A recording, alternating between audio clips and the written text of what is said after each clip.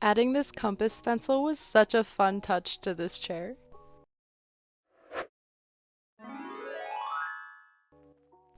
I started off with giving the chair a light sanding. I gave the chair a good clean and then it was time to start painting.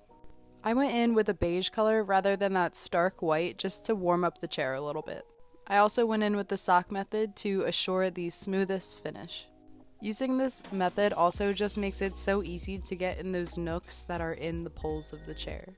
I went in with a much darker stain than the original color because I really wanted the chair to have some contrast to it. I've been dying to use this compass stencil on something and I just wasn't sure what exactly I wanted to put it on, and this was just the perfect size for it. I went in with my beige color again to stencil the piece. When I pulled up that stencil, I was so in love with how it turned out. This piece went from being so simple and basic, and this compass that I added just brought so much of an old country style to it, and I'm so here for it.